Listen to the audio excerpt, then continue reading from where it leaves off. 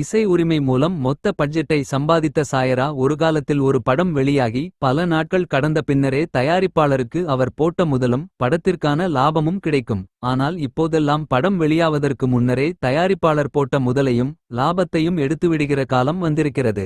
சிறு அலசல் இதோ. மோகித் சூரி இயக்கத்தில் அஹான் பாண்டே, அனீத் பட்டா மற்றும் பலர் நடிப்பில் 2 வாரங்களுக்கு முன்பு வெளியாகி 400 கோடி வசூலை கடந்த ஹிந்தி படம் சாயரா. இப்படத்தின் மொத்த பட்ஜெட் 50 கோடி மட்டும்தானாம். ஆனால் அந்த 50 கோடியை படத்தின் இசை உரிமையை விட்டதன் மூலம் மட்டுமே திரும்பப் பெற்று விட்டார்களாம். இப்படத்தின் பாடல்களுக்கு 7 இசையமைப்பாளர்கள் இசையமைத்துள்ளார்கள். பின்னணி இசையை வேறொரு இசையமைப்பாளர் கொடுத்திருக்கிறார். இப்படத்தின் அனைத்து பாடல்களும் ஹிட்டாகி ரசிகர்களை கவர்ந்துள்ளன. எப்படியும் 500 கோடி வசூலை படம் கடப்பது உறுதி என்கிறார்கள். இசை உரிமையிலேயே படத்தின் பட்ஜெட்டை எடுத்து விட்டதால் தியேட்டர் வருவாய் மூலம் கிடைக்கும் அத்தனை பணமும் லாபக் கணக்கில் மட்டுமே சேரும். ஓடிடி, சாட்டிலைட் உரிமை, இதர மொழி உரிமைகள் என அனைத்துமே கூடுதல் லாபம்தான்.